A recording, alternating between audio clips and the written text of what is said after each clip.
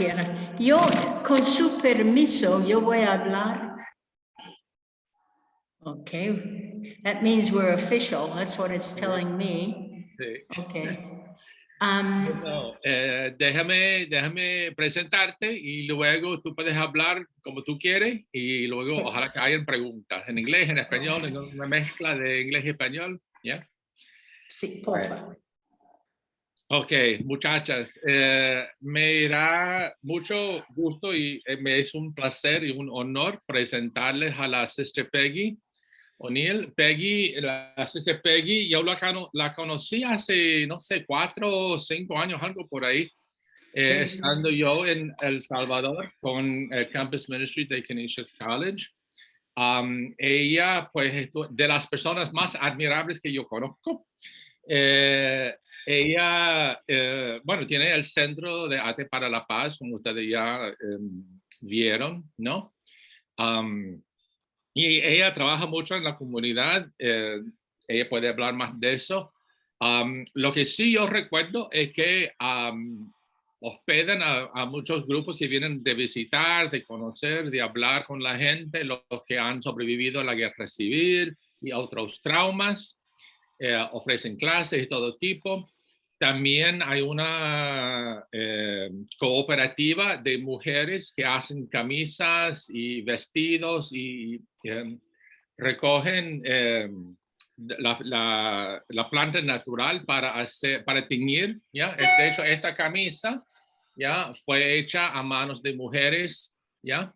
Con el añil índigo, ¿ya? Que recolectan las mujeres recolectan el añil para teñir las camisas. Pero como yo soy tan grande y viajé con otro hombre grande, Josh Russell, que es profesor de EBEC, tuvieron que hacer las camisas a la medida, ¿ya? Porque no habían del tamaño de nosotros gigantes. Y también en el trasfondo hay un canuco. Un canuco is like a little, kind of like a basket, yeah. Un canuco pintado a mano que compré también en el Centro de Arte para la Paz, ¿ya? Entonces, bueno, ustedes ya escuchan mucho a mí y no vienen a escucharme a mí, sino a escucharle a la hermana Peggy. Así que, hermana, te doy a ti la palabra.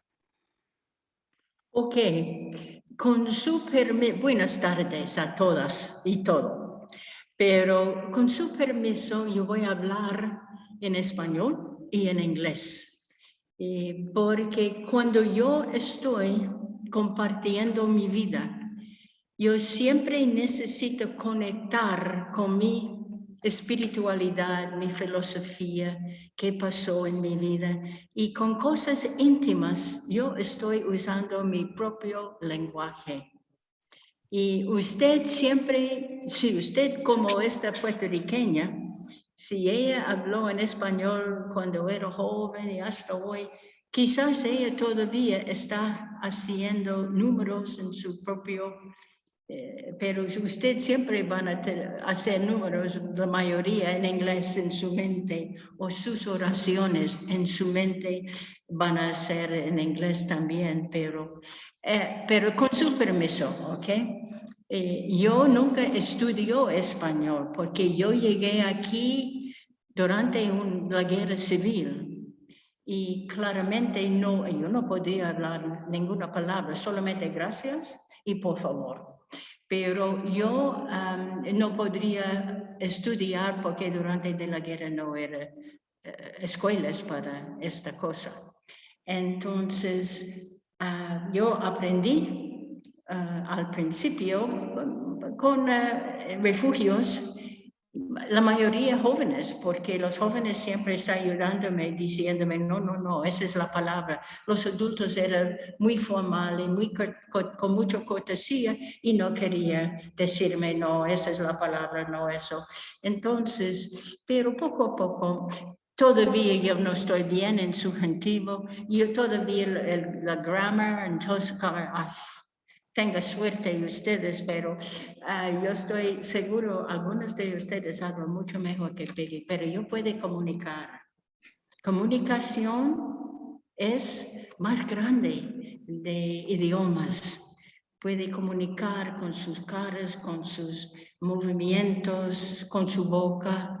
Y entonces vamos a comunicar en 2 lenguajes. Disculpa, pero con su permiso. Primero, es un placer. Yo tengo mucho cariño para la Universidad Canisius. Ustedes donaron todas las computadoras que tenemos en nuestro laboratorio de cómputo. Hace años y todavía está funcionando bien. Tenemos 18 computadoras. Entonces, cuando yo estoy pasando el laboratorio, yo estoy pensando en ustedes en realidad. Yo estoy diciendo eso porque ustedes no sabían, pero ustedes antes de ver mi cara viejita, pero antes era conectada conmigo, conectada porque su energía, Canisius, está todavía parte de mi vida. Somos conectadas. Yo quiero hablar un poquito como necesitamos realizar. Tenemos la misma ADN de la creador o creadora. Estamos con la fuerza de la vida, de esta energía, algunos están llamando esta energía Dios, pero esta energía es la creadora de todo el universo. Yo tengo mi vida y cuando yo estoy compartiendo con usted, yo estoy dando algo de mi vida, mi energía. Y yo tengo suficiente para dar a cualquiera yo puede tocar. Yo puede absorber su energía. Entonces, no hay strangers. We are all connected. Think of that when you're worrying about migration. We are all connected. We are connected to the trees, to toda la cosa del universo, porque todo era creado por Dios.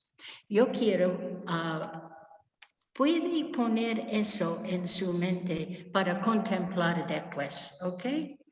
Usted va a estar, yo voy a traer usted, llevar usted todo el resto de mi vida. ¿Me entiende? Porque ustedes van a estar parte de mi vida. Yo puedo ver sus caras. Es una lástima que es en Zoom, pero todavía es real. Era más real para mí si yo podría abrazar a cada uno. Pero aparte de no estamos tocando, estamos dando ideas, energía, preguntas, ¿ok? Bueno. I'm going to start in English now. When I came here, I thought I was ready. I was teaching at the university for 25 years in New York, a small Catholic college, smaller than yours, named Iona College in New Rochelle. And I was an old lady. I was like 45 when I started, no, 48 when I came here. But I was teaching there for a long time.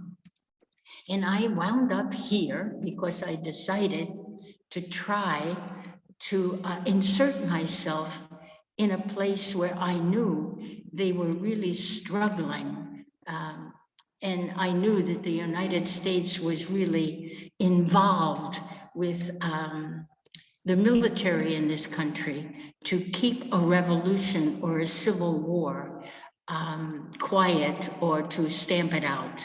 To stamp out the struggle. And I wound up coming here thinking I was ready. I already had a PhD. I studied English. I studied theology with a master's. I got a PhD in religion from New York University. I thought I was ready. I lived through the civil rights movement. I lived through the feminist movement. That's really why I came. I was giving talks in Chile sobre teología feminista. Y yo estaba hablando con mujeres trabajando con mujeres muy pobres. Y yo tenía amor por 2 grupos de mujeres. Por eso yo cambié mi vida. Yo decidí salir de Chile y plantearme o sembrarme aquí en América Central, más cerquita de los estados para visitar a mi mamá y papá.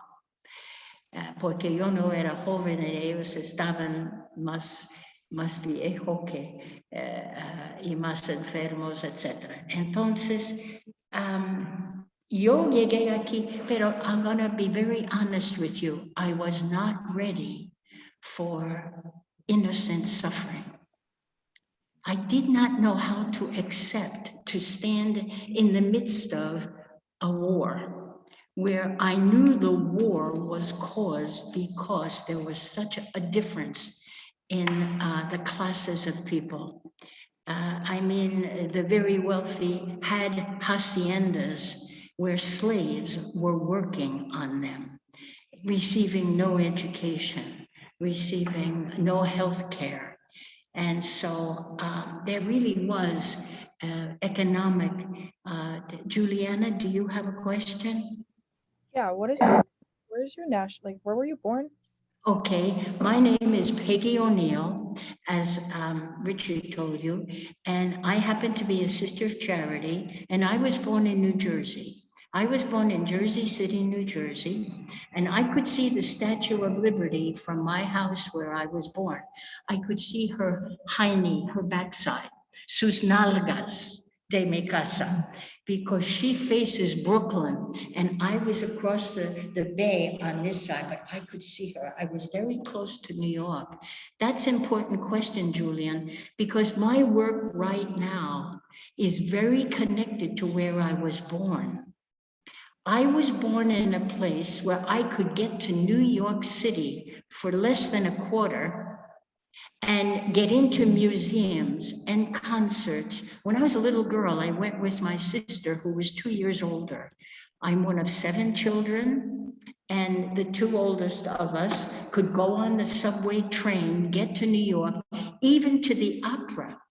And I went to all, I wasn't my favorite. The opera is not my favorite still. It was for my sister. But in other words, I am here, as Richard said, professor said, Centro Arte para la Paz. I'm not an artist. I don't paint, I don't play an instrument, I don't even do yoga. I mean, I don't pray artistically. I'm not into spiritual karate or anything like that. But when I was little, I realized going to museums and concerts, it was a healing process. I was healed by music. I was quieted by music. I could have my own opinions and express them in front of paintings. So that's where I am now. I am in what we call healing space, because that's really why I was starting about the war with you. Nothing ever prepared me to live in a war zone. I heard bombs dropping so close to us because I was really in one of the more dangerous sections. I was first working in a refugee camp that the Catholic Church set up. And when people return from other refugee camps outside the country, like in Honduras, Mesa Grande, Honduras, la gente estaba regresando durante de la guerra para continuar el movimiento de liberación. Entonces, las iglesias, Luterana, Roman Católica, Anglicana, Bautista, they formed a consortium of something they call a diaconia. And they all got together to make sure that people returning from refugee areas to put their life back together, because they came with nothing. When I came here, I thought I knew what nothing was until I saw nothing. They came with nothing from refugee camps, and to start all over. You see this in the television. They're lucky if the UN sets up these these returning areas from, but they don't. They have the basics when they're in the camps, but then when they go home, they have to start all over with nothing. So that's why the bishop asked some of us to come here in 1987 when they were returning from a refugee camp in Honduras. And if you know your map of América Central, puede ver Honduras está encima de El Salvador. Entonces, yo estoy aquí 35 años y yo estoy trabajando con cosas súper diferentes de al principio. Tenemos casi 30 años de los acuerdos de paz. I was only here for about 5 or 6 years of the war, but those years taught me so much instantly. Let me tell you a few stories. I thought I knew what solidaridad was, solidarity. And one day I was with a group of people and we were leaving an area because we thought that the government forces, the military forces, were coming to ask us questions. And they would always come where there were groups of people living temporarily. There were no permanent living areas during this wartime. You had to be on the move all the time where the war was taking place. And so the community decided that they were going to leave because they got news that the military were coming near them. And so we got on the back of a very large truck and we started going and we went very slowly on what were bad roads, but they were at least roads, until the driver made a left turn on something that wasn't a road. And we went over a little embankment and we all had to get off the truck because we couldn't ride it and we knew we had to then run and hide in case the military were coming. So we ran into an area of tall grasses, zacate muy alto, zacate muy denso. Entonces, I wound up with 2 other women, so there were 3 of us. I left my backpack on the truck. I just ran. I had my passport in my jeans pocket. I had a jean skirt on in those days. And and I wound up with these 2 other women. And of course, we were all a little scared. One woman had a baby, so she took her basket off the truck. And we kept like chit-chatting, you know, sharing your fears and everything else. What are we going to do if they come and we won't tell them this and tell them who the leaders are, etc. Okay. Entonces, about 3 o'clock in the morning, the 3 of us woke up at the same time because it was a little chilly. And the woman decided to clean her baby, to change the diaper. So she opened her basket and she took out first a whole stack of tortillas. Now, I'm a nervous eater and tortillas son nuestro básico. No tiene comida si no tiene tortillas. Cada comida tiene tortillas, okay? And I'm a nervous eater. I was starving because I was nervous. And I saw those tortillas. I'm sure my eyes got bigger, smiling. But the lady next to me made a gesture and she said, oh no, she said, she put up her hands like this. No, we can't eat your food. You have to feed the baby. She pointed to her breast. And you need your energy to feed the baby. And we don't know where we'll be tomorrow. Well, I was so glad I didn't grab a tortilla. And I realized, wow. And the woman with the baby and the tortillas, she went like this. She said, oh no, she said, tonight we share our food. Tomorrow we share our hunger. Eso es solidaridad. See, those are the kinds of things were helping me realize what it meant to live when everybody is needing each other, okay? And it's the way people live when there's a tornado in the Midwest. The whole town gets together, but then they forget it about a month later, no? They're not quite as careful about how they're helping each other out. But most of us have that instinct about solidaridad. And I saw that, I felt that. The women took away our fears during the war when they would be running up and down our streets, fighting with each other, the military and the little army, the guerrilleros, no? And so when I came, I wasn't ready, but what got me to be able to adjust was all of this began to touch the way I thought about the United States. Every time I heard a bomb drop, I would think, oh my God, because all that was coming from the United States. $1.5 million a day to pay for that war for 12 years. And so I would hear bomb shops say, oh my God, there goes another school we could have built. We could have done this, we could have done that. And what are we doing? We're just dropping bombs and funding it. There would have been a war in El Salvador if the United States didn't help them. They still would have had a war, but it wouldn't have been as harsh or as long, okay? Anyway, that's enough about my early history here. Let me tell you what I learned.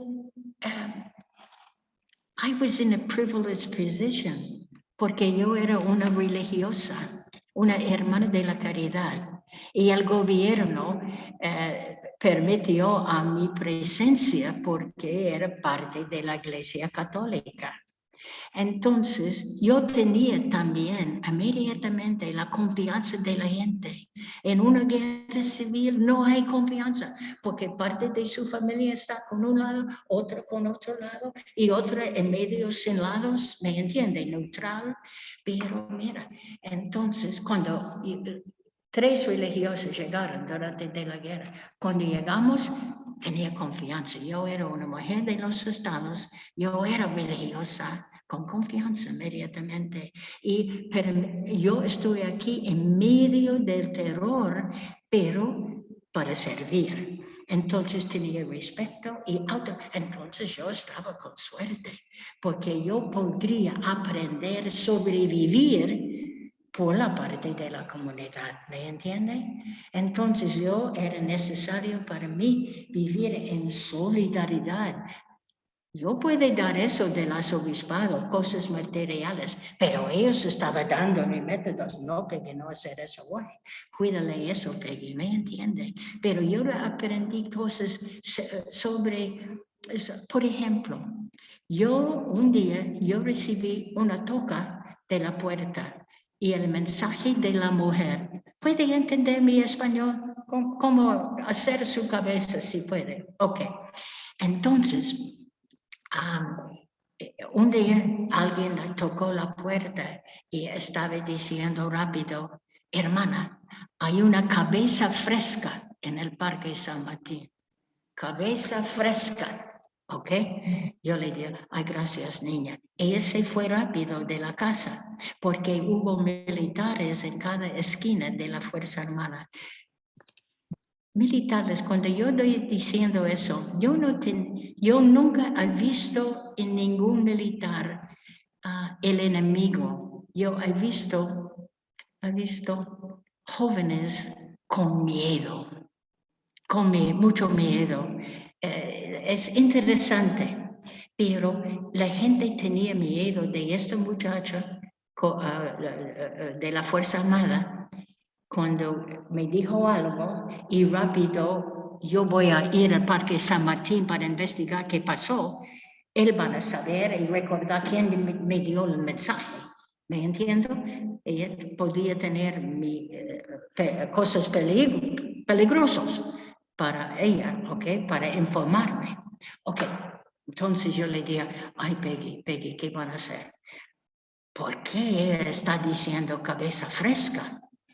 Me dijo a mí misma, ay, Peggy, ok, una toalla con la bolsa plástica, mejor. Entonces yo fui, después de 5 o 10 minutos para el parque y era necesario para la toalla porque era bien fresca la cabeza. Yo no quiero continuar con eso, solamente decirle, era gracias a Dios, yo la rescaté la cabeza. Yo conocía, era un hombre 18 años, un muchacho, se llama el Afro, era el nombre que estamos usando, porque él tenía pelo maravilloso. 18 años y los militares. Una nota, eso van a pasar a usted, si usted es un guerrero. Ok. Entonces, yo tenía el privilegio para dar la cabeza a la familia. Eso era bien difícil, pero imagínate, era necesario para guardar por un poco tiempo y, ok, yo quiero decirle, la mamá todavía vive, el papá de este muchacho murió hace 4 años ahorita en marzo. Entonces, ok, todo eso es un parte de la historia. Después, casi un año después, yo fui a la misma comunidad donde está Marta y Raúl, vivía con ella, los dos, para presentar un regalo a la guardería. The nursery was very important during the war, when women had to go on errands or go up and fight or be nurses up in the mountains. They would leave their babies in the guardería or the nursery with other women. And so I had this picture of the visitation, la visitación de María Isabel en el Nuevo Testamento. Estas dos mujeres embarazadas, una con Jesús, la otra con Juan Bautista. Ok. Y yo tenía era una escultura de las dos mujeres. Entonces, bien moderna también. Yo le dije, mira, yo tenía en el convento donde yo estaba durmiendo cuando yo fui a los Estados y yo regresé durante la guerra y yo estaba trayendo eso como para usted tener por la guardería. Porque ustedes van a identificar con estas dos mujeres. The two of them lost their sons. And these women had lost so many, were murdered. In one community, there was a massacre, 155 people, not counting those, the babies that were in the womb still. We had 10 massacres in this little town. All right. That was one of the largest, 155. And this Martha was part of that area, all right? And they had left, they had to flee to Honduras, etc. You have to come down. I could tell you all these stories without like having to rush, you know? But anyway, let me tell you again, a way that I was it's like I took a whole courses in understanding God and religion and okay, what happened was I looked out and I said, you'll identify with both of these women, they lost it. Well, they all knew how Jesus died on the cross. And, but they weren't sure how John the Baptizer died. And he lost his head. He was decapitated. And I looked out at Afro's mother and I didn't want to tell the story. I thought, oh my God, she won't sleep tonight. This will make her so sad again. It'll make me so sad again. But the women insisted. They said, well, just tell us how he died. You don't have to tell us the whole story about him. So I did. And I said, he was decapitated. And everybody kind of got a little tight looking out the side of their eyes at Martha, the mother, to see how she was going to react. And she started to cry automatically, opened her mouth, and I thought she began to smile, but she whispered, somebody knows my pain. And she started walking towards me, holding this framed picture. And by the time she got to me, she was shouting, oh, thanks be to God. Thanks be to God, Isabel. Usted sí sabe me duele. Somebody knows my pain. And she was rocking. She was grateful. She was consoled. And guess what? I realized then something about the communion of saints. We don't go away. Our energies continue. That story still had a vitality. Isabel was still touching. That's why we remember the story of Jesus, the story of Nelson Mandela, Gandhi, my mother, my papa, your papa. ¿Me entiendo? I evolved to never stop evolving. You are now part of my life. I'm going to haunt you, maybe. When you see or hear written El Salvador, you're going to think, oh, that old nun, I remember. I will be in you. I create you, and you create me, Peggy. I give you part of me. Remember, what I'm giving you is a life force, which we call God. My life force. But God is the life force of pueblos. My town, Jersey City. Your town, Buffalo. I love to say Buffalo in Spanish. It's so much better than buffalo. Everybody thinks of fried wings, buffalo wings, no?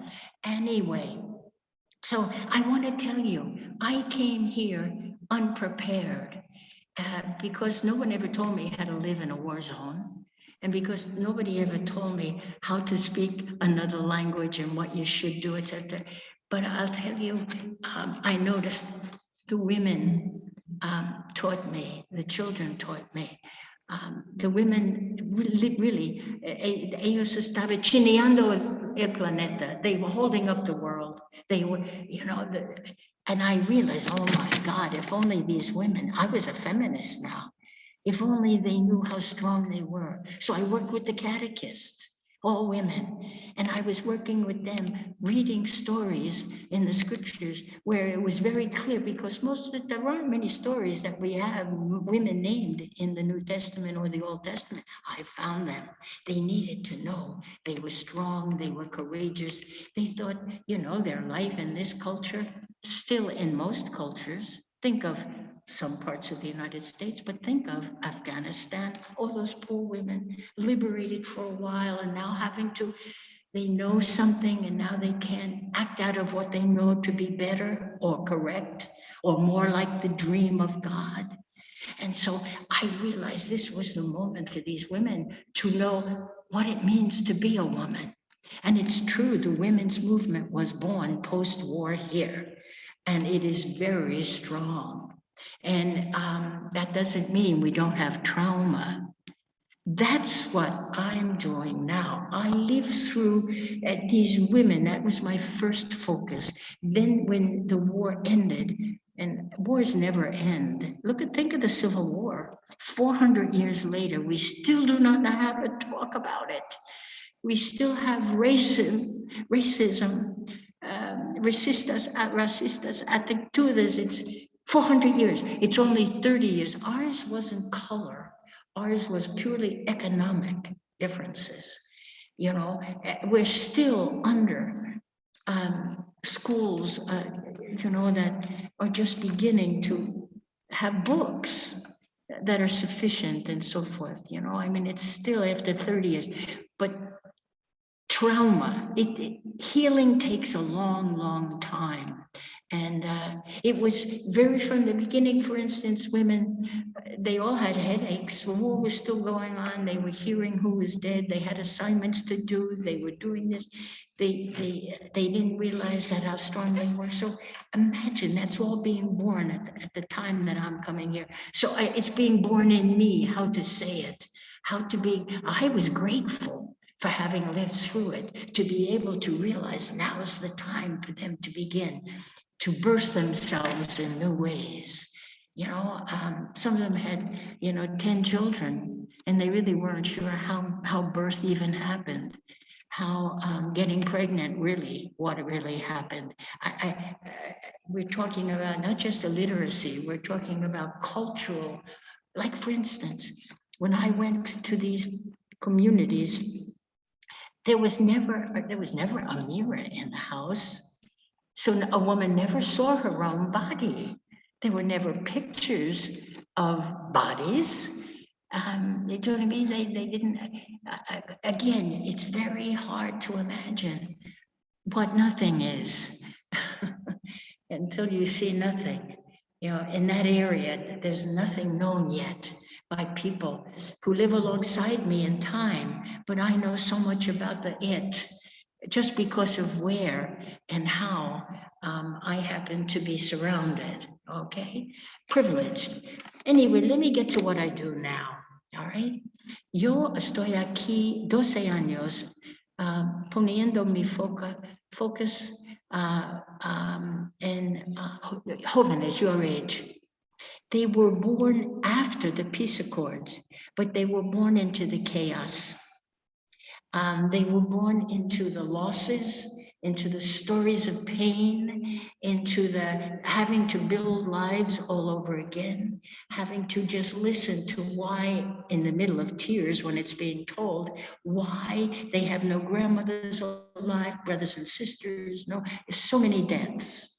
We lost, up to like 100,000 people during the war.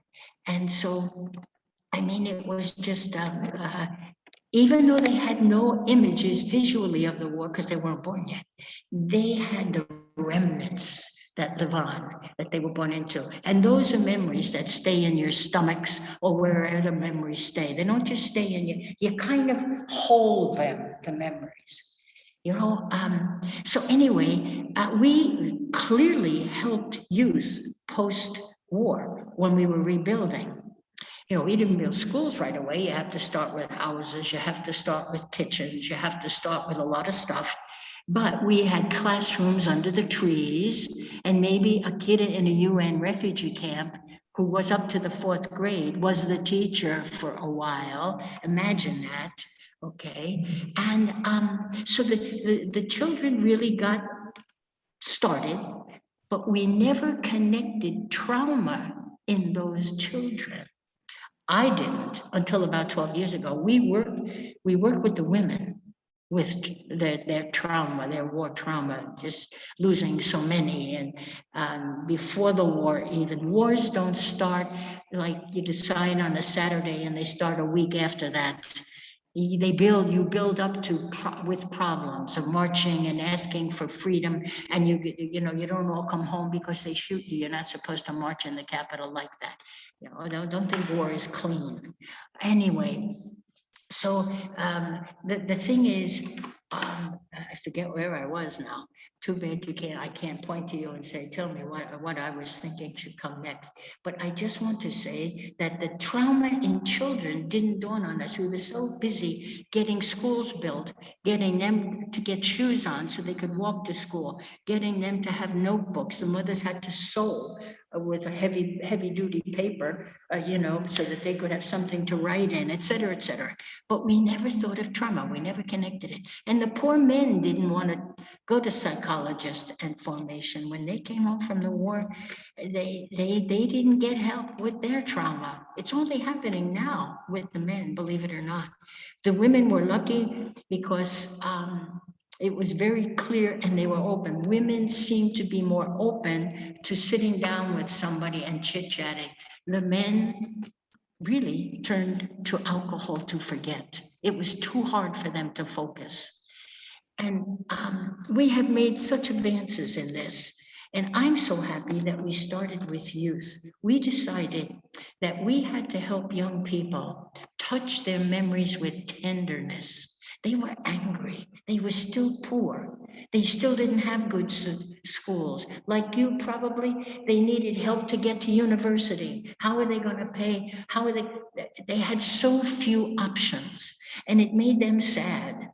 They didn't have a way of standing with a kind of high self-esteem. They knew if they told anybody where they were born or where they were from, said the town, Suchitoto, this was a very conflicted zone. The people would assume they were guerrilla families, and the people assumed correctly the majority were.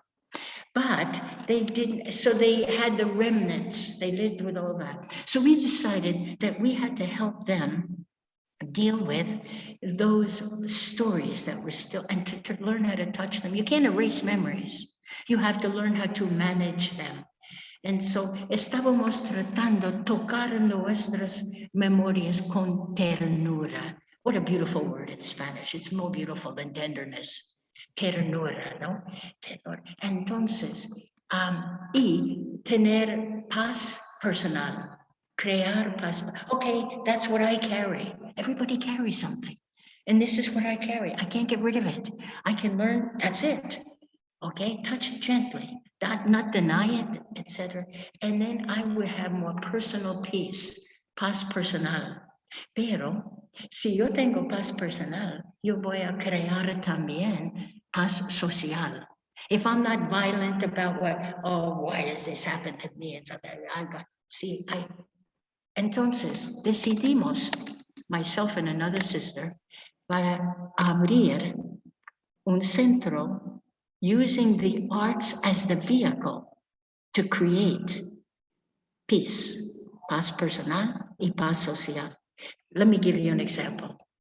If you are given opportunities, remember I said there were so few options, pero si yo voy a invitar a usted para clases de guitarra o clases de piano, violín, cello, tenemos todo, cada instrumento de la boca, de breath, por ejemplo, clarinets, saxophones, we have flutes, these little flutes in front, transfasa, okay. But we have dance, expresión corporal. We have, like I said, yoga. We have lots of drawing classes, and they like more the painting classes. It just looks a little more. The drawing is important, but they love. Up from 7 years old, 6 years old, they're painting. I am amazed. But you see, what happens is they're not going to be professionals, but they realize we all carry something. But they walk with their heads high when they're going home with a guitar on their back. Now you put a guitar in a backpack. So they walk through and they're announcing without speaking, I'm a guitarist or I'm a flutist.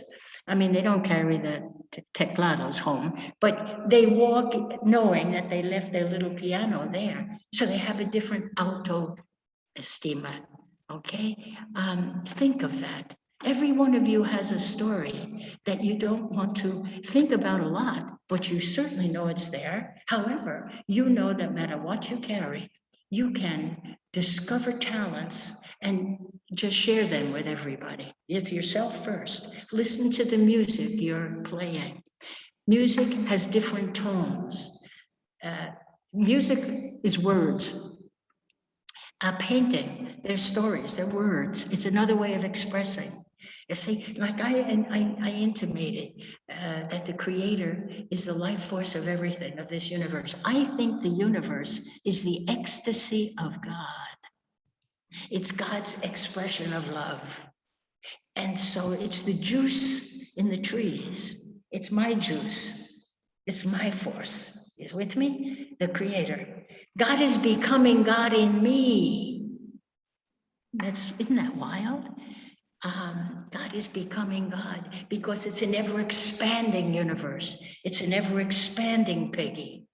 Think of, I can call you every one of your names. I'm staring at Emma because she happens to be in the middle. But imagine, Emma, we've got to think in the, let me put it this way, the wider me, but the wider we, the deeper me, but the deeper we together.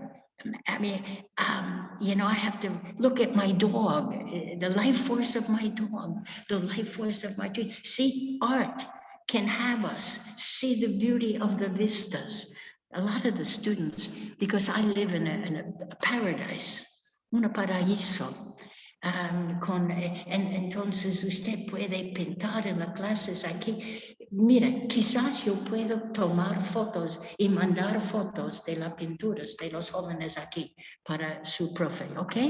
Y usted puede ver, yo puedo poner, porque el 28, este fin de semana, vamos a tener presentaciones del año. Este año era diferente como su año era diferente por el COVID, donde sí, eso sí, pero vamos a terminar el año de la escuela y vamos a tener ensambles de los instrumentos. Tenemos también, toda la arte van a estar, entonces fácil para mí tomar fotos ahorita de todos, de las drawings y las pinturas. Pero también vamos a hablar un poquito. Parte de nuestra sanación es para conocer o saber nuestra historia. Tenemos un museo.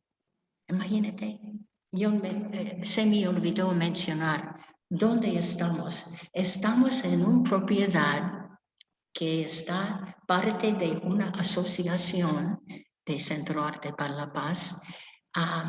Era una escuela abandonada durante la guerra. Otra congregación de hermanitas eran dueños de esta escuela. Entonces, ellos se fueron después de muchos años aquí. Ellos llegaron en 1914 pero hubo un edificio en la propiedad, solamente una capilla de 1840 y algo. Y ellos prepararon la escuela, ellos llegaron, no hubo escuela, solamente la capilla. Pusieron la escuela, estaba aquí dando clases muchos años, más de 80.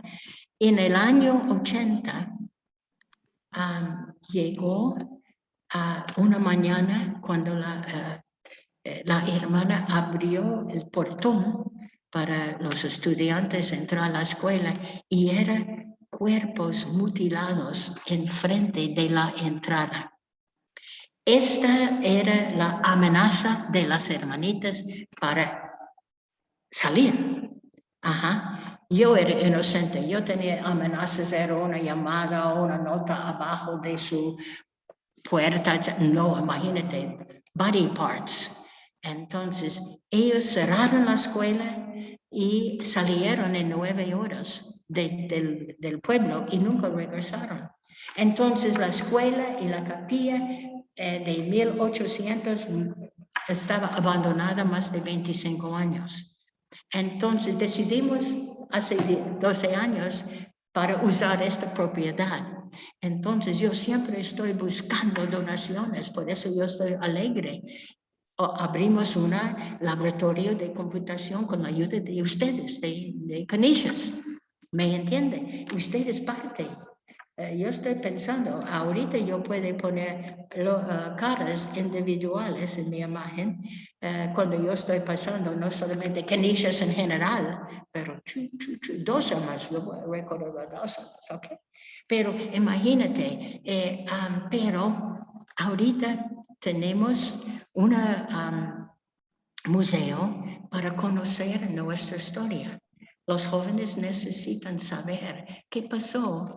Mira, imagínate, eso nunca era una parroquia, era una capilla privada conectada con la iglesia, con los sacerdotes, pero alguien de una familia, decidió en esa familia, ellos querían una capilla en su propio pueblo. Propio barrio. Entonces decidieron para poner esta gran capilla. Puede poner más de 300 personas en la capilla. Imagínate la cantidad de dinero en este pueblito para construir en 1800. Dueños de haciendas. Ellos tenían esclavos trabajando para ellos, ¿me entiende? Entonces la capilla duró no solamente muchos años, esta capilla duró durante toda la guerra, abandonada 25 años, y yo estoy terminando la reconstrucción de esta capilla. Todavía no abrió, pero tenemos electricidad, yo tengo nuevas columnas, era puchica trabajo, pero esta tiene una historia. Ellos necesitan saber la historia de esta capilla, pero de todo. Es un museo comunitario. Es la memoria histórica no solamente de la guerra, antes de la guerra. Nuestra vida es más de 12 años de la guerra. ¿Y por qué la guerra? El por qué es importante. Tenemos 8 ya exposiciones y esta ahorita es sobre el medio ambiente, el planeta. El nombre es La Tierra está en nuestras manos y nuestras manos están en la Tierra. ¿En qué manera estamos permitiendo el planeta o la tierra de nosotros para nutrirnos. ¿Sí? ¿Y qué clase de comida estamos usando? ¿Qué clase de veneno o, por ejemplo, herbicides and those kinds of things that poison us and the earth and our food? And, so it's parte de nuestra sanación para saber por ejemplo, the exhibition in front of this one, the last one, we had 28,000 visitors. We've had only 2,000 since we opened a few months ago because of COVID. You can't come in numbers, no? But we'll hold off because this one, we need a lot of dialogue about what we're reading, how we're touching the planet. The planet is crying, no? And what we're doing is sharing. The last exhibition was on our roots. This was the capital originally of El Salvador, Suchitoto. De nuestros antepasados eran pipiles, parte de las mayas que llegaron de México. Aquí en América Central. Y después ese es el lugar donde llegó los españoles también, Suchitoto. Y era, ellos estaban aquí por el río es principal para sobrevivir. Y entonces teníamos la historia de los pipiles. Cihuatán era el nombre de la área, y los españoles también, la vida de ellos, y ahorita Suchitoto, ese es el lugar de 3 ciudades. Los españoles estaban aquí en la ciudad vieja solamente casi 2 años. Ellos tenían miedo de la lightning, romperlos, entonces, porque ellos llegaron con hierro también. They had iron weapons and iron tools. And so they were afraid of the lightning. And however, this was the beginning of mestizos también, where we had a mixture of, it was the first place, and we even have the papers in the little chapel that the Spanish people built, the little chapel where an español, an hombre, married a little indigenous woman, and all those papers are in that chapel, etc. We're trying to do more archaeological work on that. But anyway, so our roots, the antepasados, and we're following that with this and the food and the behaviors. Years ago, nothing was wrapped in plastic or nothing was wrapped, you get a package and it's so beautifully decorated, you don't want to open it because somebody put too much to hide it, whatever's inside, and you get a little, and what do you do with the quote trash? Years ago, there just was not as much garbage because we didn't have garbage that was like what we have now. Like when I first came here, what they had in the campo, nothing was covered with anything. It was their rice and beans, et cetera, and anything that was always eaten by the animals. That was the only garbage. It was right away recycled. But is por orgánico. Esa es la palabra. It's hard when you speak in 2 languages, you forget. Anyway, yo pienso que mi vida en realidad, yo estoy alegre, porque yo estoy viejita, yo tengo 83 años, pero yo tengo la energía de miles de estudiantes, miles. Y era necesario para mí tener la energía de bastante mujeres fuertes. Por eso yo soy una hermana de la caridad.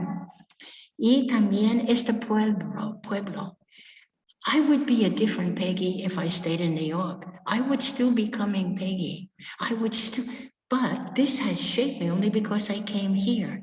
And when you go just on visits even, you have to notice that if you don't know the language or the history, you pay more attention with your eyes and with your listening.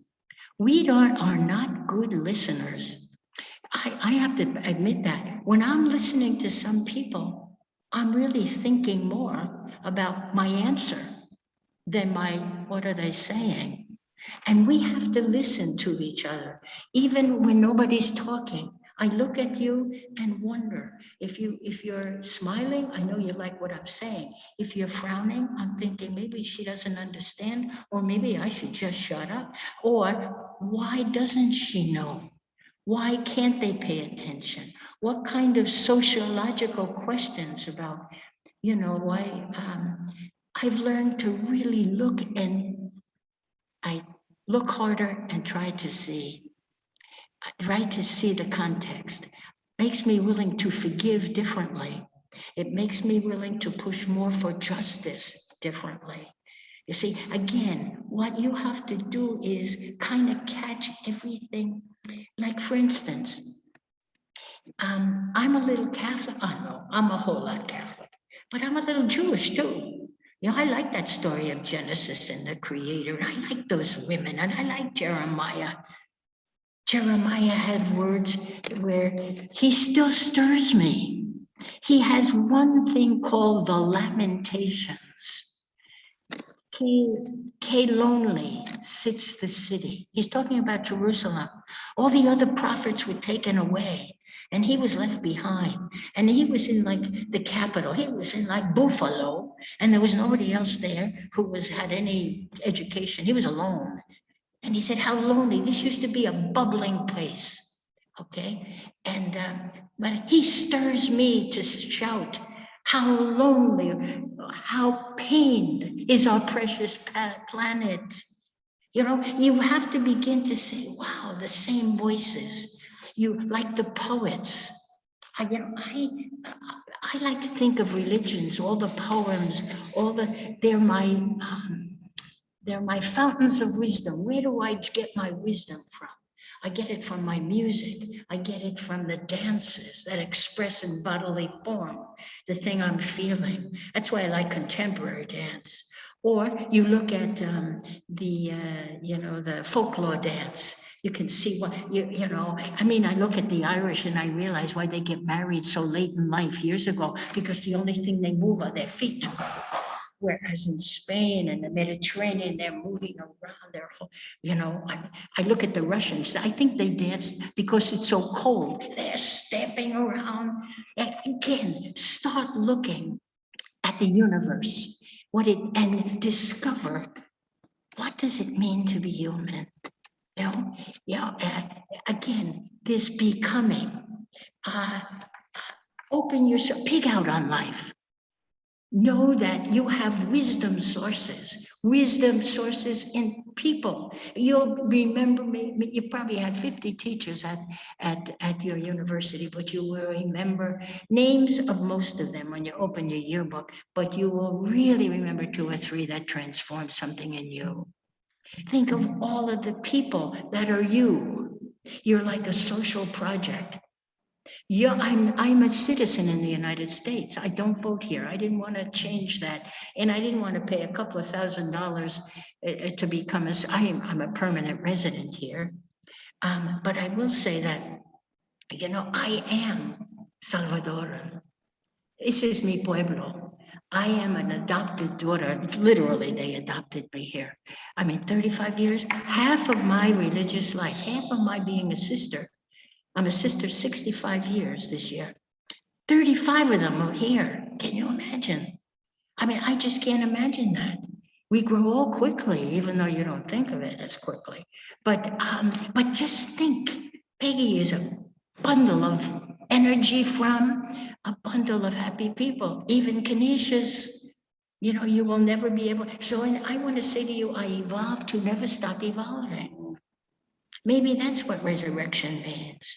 You finally become you in a way that you can never go away. Begin to think like that. Talk to yourself more. You're not crazy. You're crazy if you don't talk to yourself. You have to listen to yourself. You have to listen to all those voices. all the poets that like Shakespeare. I was a sophomore when they told me about Shakespeare. Hey, Richard, how much time do I have? We have 20 minutes. How many? 20 minutos. Maybe I should shut up and let you ask me some questions. Yo necesito parar. Disculpa. ¿Cómo están sus nalgas? Cuadradas, las nalgas cuadradas. Ok, pero yo pienso que es mejor para usted hablar conmigo en español. Y yo no puedo entender, yo voy a pedirle a usted, por favor, puede traducir para mí. Pero con mucho gusto preguntarme algo. Quizás es la última vez vamos a ver uno a otro. Yo quiero escuchar sus voces. Un día. Sí, quizás, adelante. sí. Joana, Come on, ask me. Yes. ¿Cómo se mantuvo positivo y mantuvo la esperanza durante la guerra? Estoy seguro de que fue difícil ver esto. Mira, esa es una pregunta maravillosa. Yo tenía miedo un poquito durante la guerra y yo recibí algunas veces coraje para continuar por la energía de las mujeres, mirando a ellos, esperando. Nunca estamos diciendo no puedo, no puede, no puedo.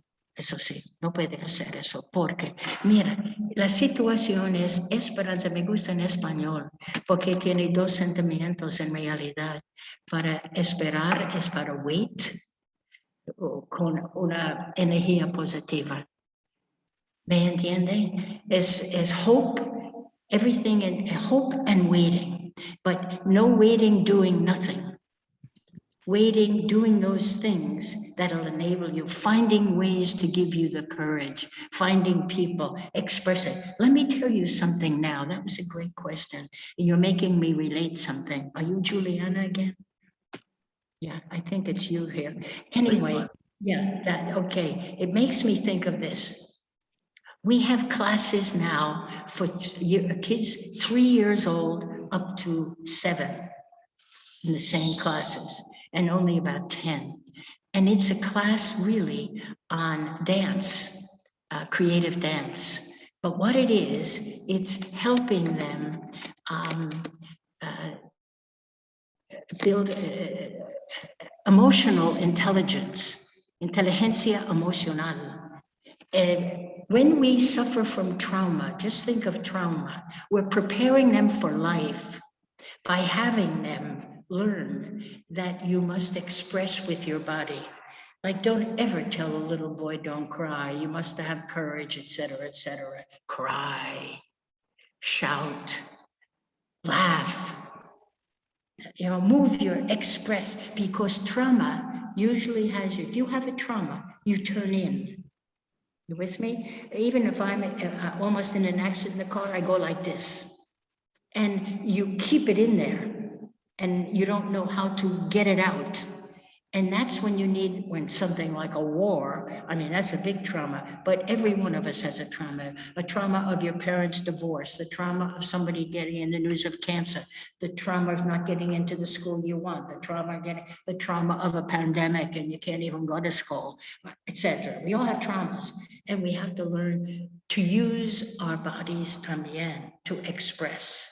Don't keep it in. Let that be more normal. I was glad my father was a crier. They used to say about the Irish that their kidneys were right below their eyes because the men most of the time could cry. I guess it was the beer, but or the whiskey. But anyway, the point of all of this is, we're all on the journey. I'm going to use, estamos caminando. We're on a marathon. Let's think of Tokyo. We're on a marathon. And I'm passing the baton. I'm going to die soon, but I'm passing that baton on to you. That's what it means by building the kingdom. We're on the way. I mean, we're a mess right now, but something's being born. That's why it's so hard. And we women know that. Every month we have a period. We're in pain, even if it's just a pain in the neck. You know what I'm saying? Sometimes some of us turn green every month, but I'll tell you this.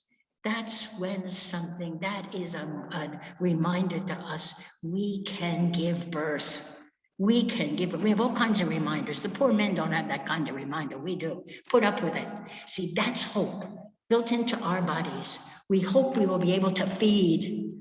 Women by their bodies are food, literally. I mean, men, their bodies are not food, but they provide food for us. We provide food. My dog gives me energy, but it doesn't give me food, or it doesn't give me this. You with me? Begin to see, what do the roses give? Everything God has created feeds me. If I look and see the inner meaning, look and see the inner meaning. We're on the way. I go to church not to hear the priest. I go to church tired of hearing the same scriptures sometimes too, especially in another language, and so I kind of fall asleep easier sometimes. But anyway, I go to see who's on the journey with me. Who's on the journey? You know, who's on the journey with us? And I see them. I see some people, wow, with all their carrying, and they still carry on, hoping.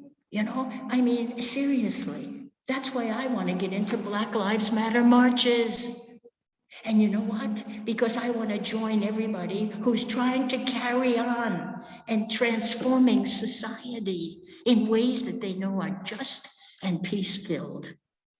And you know what? We are complicit in our silence if we don't speak or hand on the baton. You know, we can't do anything alone. You know, the race is too long for one person. And we need a whole lot of people in this race of transformation. That was a great question. I hope I never lose hope. I hope I have hope. You know, I don't worry about my faith. I mean, I question. I think we've trespassed on the fullness of God by locking God in a religion, or locking God in a person, or locking God in a gender. No, God is that energy. I mean, listen to science, listen to evolution. We're talking about an ever-expanding universe. God is becoming God in and through me. You know, I must be a vehicle in which, I must be a sacrament in which, you know, that presence of truth and justice can be seen or can become where it needs to become. But see, I have hope. And because I stood here and watched these people against all odds, never lose hope. That's why we're standing. You know, that's why these kids can really bring an instrument home. The thing is, though, faith, never, I question God all the time. You know, I need better metaphor. I think God is the sap of life, not a sap, the juice, the force. Yeah, see, it's a mystery. God is a mystery. And the nuns, when I was little, they told me, you don't have to worry about the Trinity. It's a mystery. Just believe it. The mystery is endlessly understandable. Mysteries, love is a mystery. It's endlessly understandable. You just can't get it all. You can't say I understand it fully. You keep understanding it in new ways, you know? It's just marvelous. Hop on this being human. I'll tell you, it's a wonderful gift. And I have seen people who dealt creatively with the gift of being human. Monsignor Romero, he was a bishop. This Pope, he's getting really beaten up by a lot of people. Me, not physically, but they think, oh no, he should be more conservative and, you know, and so forth. And oh, that was 400 years ago, the Civil War. Why are we still talking about it? Because we need to still talk about it, you know? But here's my thing about faith. I always wonder, why does God still have faith in Peggy? I have faith in God. I know this is God. But why does God still have faith in me? God, I ain't that great. I got to be a better version of Peggy. I've got to pay attention more to my students' questions, or to the culture's black marks. It's cultural to be machistic aquí. Me entiendo? We have prejudices, and we have to admit it, you know, and speak about them in ways that we're not going to be shot Or, yeah, we're not public figures, so we don't have to really, but we must be truthful. Thank you for the question. Tell me another question, please. Sarah, you had a question. Okay. The Sarah. question. Sí, gracias. Has explicado que Who are you? el trauma los jóvenes han endurado, especialmente con su ayuda a ellos. Pero mi pregunta para ti es, con tu experiencia personal, ¿hay trauma en tu vida después de los eventos que has experimentado durante su vida a través de la guerra y también con la cabeza? Mira, with your mask, I found it difficult to hear the question. Is it that the trauma in me, about the traumas that I carry? Yeah, that she it? wants to know about the trauma you experienced during the war, like specifically, and how that has informed what you do now. I still have Gracias, Ana. traumas, Sarah. When I hear the sound of a helicopter, when I'm in Jersey City, when I'm in Buffalo, I have a funny feeling in my stomach. I remember running around a tree, seeing the person in the helicopter. They fly so low and the door is open. You can make eye contact with the person and then you start running in zigzag so you're not shot at. When I carry that trauma, I carry sounds in me. That's how I realize, that whole segment of my life returns. And you know what I remember most? When little people were in a room with us, or like me, giving talks, and helicopters were flying around, they got faces that looked like old people. They got so frightened. And they went running to the nearest person who loved them the most. Because when you're frightened as a child, you go right for the strength of love, like your mother or your father. And I can't tell you, there were a lot of children every now and then who were in meetings and their parents weren't. And when those children grabbed my legs, they would actually, out of fear, come. I can't tell you what that did to me. It brought me such positives. Thank God I'm here.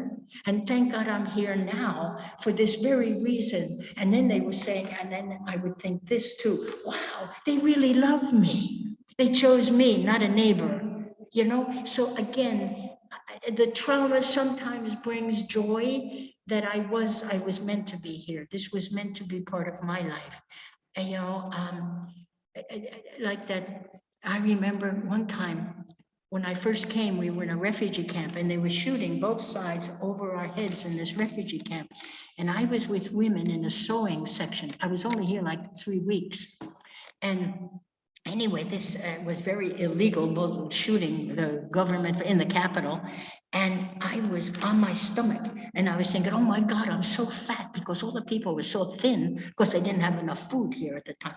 And I wanted to try to push my stomach down closer and closer to the floor because I kept thinking, God, they're going to get my buttocks or they're going to get my head because I'm so big. These people were so tiny. They could, I just remember there are times, but here's what I remember. One woman, there was silence because we were all frightened. One woman started to say a prayer. Not the sister, the woman started to say a prayer, and she said simply the prayer, Dios se lo pagan, Dios, mira, Hail Mary, full of grace, the Lord is with you, blessed art thou among women, and blessed is the fruit of thy womb, Jesus. And the second part is, Holy Mary, Mother of God, pray for us sinners now and at the hour of our death. I can't tell you, Sarah, that phrase, pray for us now and at the hour we want, accompany us now. Send me your energies, accompany. Accompaniment is something I've come to love as a word. Think of it in Spanish, acompañamiento. That word P-A-N is in the middle, bread. Companions feed us. Companions nurture us. We were looking for those companions who dealt creatively with the gift of being human. These holy men and women, I was thinking, like when you're on a plane and the plane makes a funny noise. Some people say, oh shit, oh damn it. I say, oh my God. You know what I mean? I mean, right inside me is this, oh gosh, oh God, I belong to. Who do you belong to? I still have hope, so I have a story to put my, oh my God, not just, oh my God, shit, me entiendo. You with me? Again, think of the word, you need buddies. Even Jesus needed a gang. Jesus needed a gang. He couldn't do it alone. Neither could Jeremiah, neither could Mary. Mary and Elizabeth and all the, really, Gandhi, you know, from India, Gandhi, he didn't walk to the ocean alone. He brought a gang. Now, I don't know what protest you can join, but I'm saying you've got to know to whom you belong. Here's a good thing. When you go home tonight, ask yourself this question. Most people say, who am I? You ask yourself this, whose am I? To whom do I belong? Whose am I? Some of you belong to the falls. I don't belong to those falls, the Niagara Falls, the way you do. You belong to them. They're really in you, the sounds, the spray. I get a little afraid. I only saw them once or twice. You know, but to whose are you? If you live in Colorado, I'm sure you belong to your mother, your grandmother, to God. Everybody answers those questions, but you probably belong to the mountains. Get it into the large picture of creation. We have spent an awful lot of time on salvation. We have to begin to spend more time on the creation. And it's wonderful for you to be able to open and more widely. It'll help you have different concepts of God. Like, I really don't think the first incarnation was when Jesus was born. Jesus was born into a sacred, natural world. God was doing God's stuff. God is love. God does. If God is love, what he does is love. Who he is love. Listen, this whole universe from the very beginning, if we're talking about the story of creation, the whole arc of time is receiving this infinite energy of love. That's why I'm happy I'm a sister of charity, sister of loving. Built into that, to my charism, is what the world is clamoring for. You know? Does that help you? I have traumas. I could mention them all. Sometimes when I think of Martha, I think of that happy story that it taught me, but I also think of the pain of giving her the head of her son, you know? Anyway, and she's still alive. And Muchas gracias por compartir. the big celebrations, it's usually on the patio of Martha's house. She didn't just, that's where you get to hope. She did not just go to bed and pull up the covers and decide she wasn't going to try to be more Martha. You know what I mean? She had the hope that she could even survive this. And she hasn't been easy. It's still not easy. And everybody has a story like that. We only have a few more minutes, so hurry up. Shut me up. Yes. Oh, and he's calling you. Your prophet is calling on them. Sister Peggy, we can continue as long as people want to listen to you. But I know that Emma Radel has a question, and I know that Juliana had a question. So. Okay. Sí, yo tengo una pregunta, por favor. Cuando usted se mudó al Central, al América Central hace casi 40 años y nunca había hablado español antes, yo imagino que se sintió usted muy intimidada, ¿o no? Sí, pero yo voy... Fue muy difícil. Pero terrible, pero mira, yo voy a decirle que era bueno para mi alma. Yo tenía un doctorado, yo tenía movimientos, yo tenía todo eso. Y yo I couldn't speak like a 2-year-old, no tenía lenguaje de 2 años. Pero bueno, para decirme, pay attention. Por ejemplo, necesitamos ver todo. Los niños, ellos tenían esperanza porque las mamás no estaban tristes en medio de todo eso, pero era triste cuando estaba escuchando bombas, etcétera, ¿me entiende? Pero es verdad, utilizar cualquier momento para estudiar su propia persona, okay? Pero I love to see your face because you have been talking to me the entire time with your eyes and you shake your head when you think you understand what I'm saying. So thank you, Emma. Muchas gracias. De A nada. usted. Gracias. Ajá. Juliana, tú no, tenías una pregunta, ¿no? Sí. ¿Cómo explica like Dios en la manera de las diferentes condiciones en ambas partes del mundo? Por ejemplo, las condiciones en El Salvador y cómo los personas en esta parte sufrían, like they suffer. Like how can you, I'll just ask in English, like basically like how does like your perspective of God change like when you see how the conditions of both parts, like how do you like I have difficulty because I'm a Catholic too, like understanding how God can put people in El Salvador through like those conditions when kids like us just have the privilege of everything. Think of the pain of God.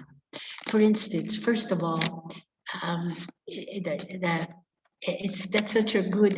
We all want to know the answer to that question, but you have to begin with knowing and thinking that. I can't see you now. Something came up on the screen. We all have to know the question of, for instance, now I'm distracted from that. You asked me about God. And I just asked like how can you like conceptualize God's like Yeah. how does he Okay. let the different conditions exist? I got what I wanted to respond. God is relationship, not substance. God is relationship. God, in fact, the scientists are telling us now, don't even think about the Big Bang. It's the big bounce. Every single thing is related. It hits this and it's related to that and it pushes it to that. Everything is relationship. Entonces, look, suffering comes because we are not permitting the dream of God for this ecstasy, the universe, that God wants or dreams. We have put in systems that keep people apart, that give me feelings that really go contrary to maybe the sacred books or the actions of people I admire or the little values I got from my family. You see, again, God is not to be blamed. God is to be the one, or see, again, you have to use pronouns that put God as a person, but that energy or that loving father or brother or loving mother or sister, you have to let God do what God wants, continue to love and transform through you. That's why you can't be silent about the systems that keep us apart, or that God doesn't cause pain. God causes this universe to come into being and co-creator. We're co-creators with God of this universe. We shape it. Sometimes not the way, the intention according to what we hold on to and believe. But we can't, God is not a disciplinary. God cannot not forgive. Imagine, how do I forgive? I'm very upset that we can never have reparations after a war, reconciliations after wars. Again, what the intention of God is to transform, not this universe to be the universe, to be his ecstasy. And he uses us. Let me say this to you. I wish I could talk to you another time. God is becoming God in me. I am incarnating God now, here. God became more God in Jesus. Yeah, I feel like even your help was just like God's purpose for you. Like if that wasn't a thing, you wouldn't feel his purpose to go help. So Yeah. Yeah. And it's you will choose what makes you happy. See, here's another thing. Sometimes we read the Beatitudes, which really are the structures.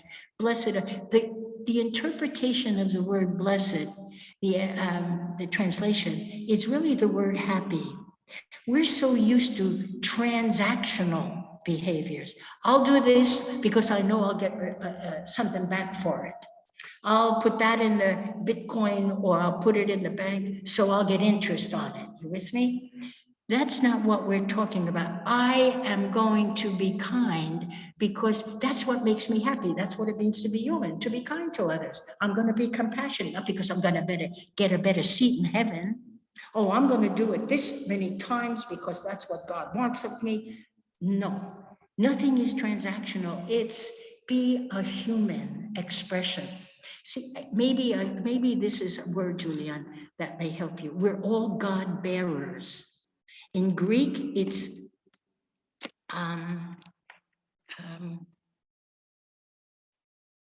I just lost it. But anyway, that's how we used to call the Blessed Mother the God bearer. Not the only God bearer. Every one of us has this power of life. My life is an expression of.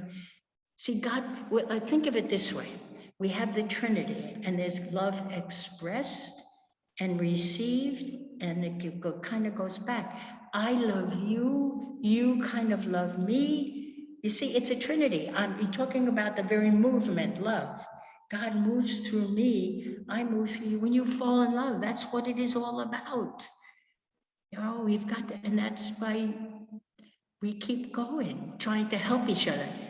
I mean, when you fall in love, or maybe you fall in love, I don't care what or who you fall in love with, but fall in love over and over again. Don't get caught up in gender. Just get caught up in what makes me so grateful for the gift of being human. And love is the gift that you have life. I wish you were my neighbor. We could talk more. Thank you, Sister Peggy. I You're wish you were welcome. my neighbor too. Yeah. I feel like I would be much more optimistic and happy. You have to be happy. That is what it means to be human. To be sad when your happiness is being jeopardized. That's why you have to protest out of love for what you know to be true. You know, we have arms to embrace, to protest, to express, to wipe away tears. That's I when. love how you mentioned dance as like a huge form of expression because I danced throughout my life and I love Yeah. contemporary. So like I totally agree. Like even during like a bad day, I feel like just dance is like the easiest way to express yourself. And it's genuinely like another form of therapy because it's hard to communicate your feelings sometimes. And that's like super Would easy. you like to come as a volunteer to do some classes and dance? I In would El love to Salvador? have you. I'd love you. What year are you in? I'm a junior at Canisius. I'm studying in Madrid next semester, so maybe I'll just make a little flight. Oh, but that would be wonderful. Your Spanish will even be better than mine. But the thing is, this is wonderful. But I mean, again, that's it, bodily expression. See, that's it, that life force to be able to say, those are the words by the way you move and the way you express. That's why I always loved the Alvin Ailey dance troupe in New York City. You know, it was made up of mostly African Americans, and then all of a sudden, a lot of Koreans were part of it. It was again expressing even biblical stories in and through dance. Your own pain, or your own joy, or your own depression. Deal with it. I know. Come down here, and you know what? A little psychology related to that is what's important. My class of these kids in developing their emotional intelligence. The teacher is only 32. She is a ballet dancer, not professionally on the stage now. She's a little older than what most ballet dancers stay at the classical ballet, but she's also a psychologist. And there's a dance form born in Germany called arrhythmia. Look it up. And it talks about even becoming an instrument as you dance. It's a fascinating thing. It's 100 years old. It was born in Germany, arrhythmia. You can see it in your Google. Yeah. Hi, Richard, this was a fine hour for me. It really was. Yeah. For us too, sister. I'm sorry that some students had to leave a little bit before we finished because they had other classes, but quiero agradecerte tu tiempo y tu buena voluntad en conversar con nosotros. Varias ya me dijeron que quieren ir a El Salvador a conocerte en persona y pasar contigo. Crispas está abriendo estas delegaciones otra vez. Crispas. Sí, van a comenzar. Ajá. Ojalá que podamos volver a hacer las visitas, ¿no? Y bueno, yo te paso la grabación después para que la pongas en YouTube si quieres, para promocionar el Centro de Arte para la Paz. Gracias. Y pues yo sé que estás en El Salvador, pero esta es la semana de Thanksgiving, así que ojalá que mis alumnas se acuerden de ti cuando dan las gracias y ojalá que tú también pienses en nosotros cuando das las gracias. Ay, muy amable. Gracias a ustedes. And give my love to your president of the university and those other faculty and students. Sí, yo había invitado a otros, incluyendo Josh. No sé si tú te acuerdas de Josh, el otro hombre que viajó conmigo, más alto que yo. Okay. Y bueno, iban a venir, pero bueno, entre una cosa y otra pues se complicaron las cosas, ¿no? Pero para mí ha sido un tremendo placer volver a verte y aunque sea virtualmente, ¿no?